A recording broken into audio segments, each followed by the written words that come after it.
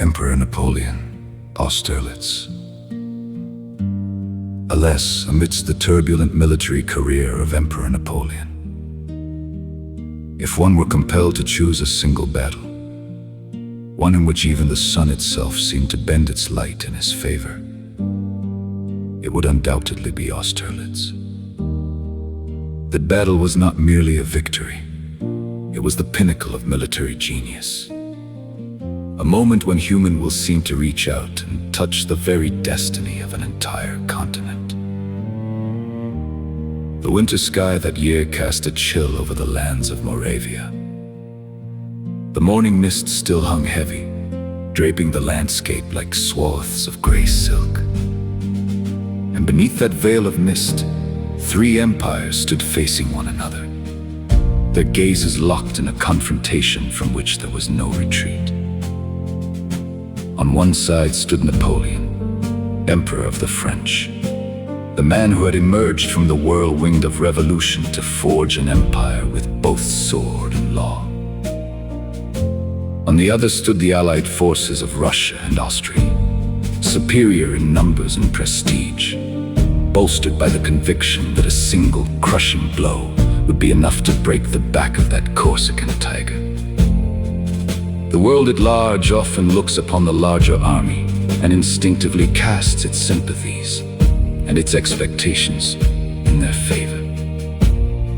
Yet a true master of warfare often takes the few and uses them to conjure the illusion of the many.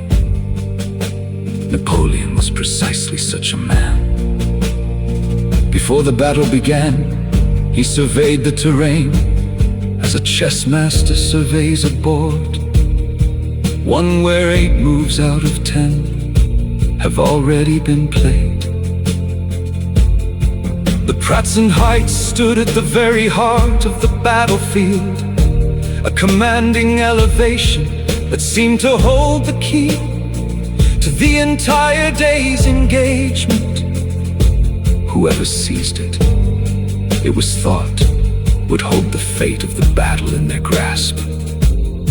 Observing this, the Allied commanders grew even more convinced that the French were weak, that they had deliberately exposed their right flank in a clumsy attempt to lure them into a tactical blunder.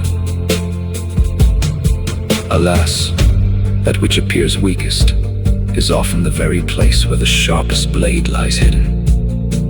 Napoleon deliberately humbled himself, granting his adversaries the fleeting pleasure of believing themselves the more astute. He understood all too well the arrogance that swells in the heart of a commander who stands at the head of a superior force. The more certain they became of their impending victory, the more easily they stepped into a snare woven from the very fabric of their own self-confidence. On the eve of the battle, he walked among his troops, the dark silhouette of his cloak moving amidst the flickering campfires like a steadfast flame unswayed by the biting winter wind. And as the soldiers caught sight of him, a profound sense of calm settled within their hearts, for they knew that the man leading them was not merely an emperor.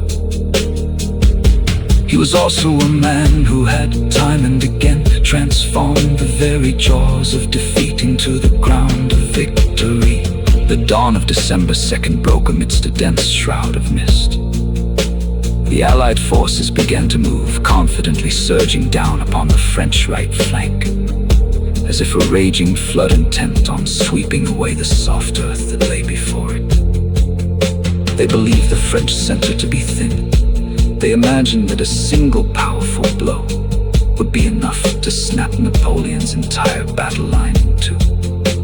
But in the very moments they were preoccupied with driving deep toward the south, a fatal gap began to open up right in the heart of the battlefield. That was precisely what Napoleon had been waiting for. That was the very spot where he intended to strike. as the sun gradually rose, piercing through the mist. Its cold golden light shone through the silvery haze like a celestial sword just drawn from its sheath. Later generations would come to call it the son of Austerlitz, not merely for its beauty, but because from that very instant the tide of battle itself began to shine precisely as one man had willed it.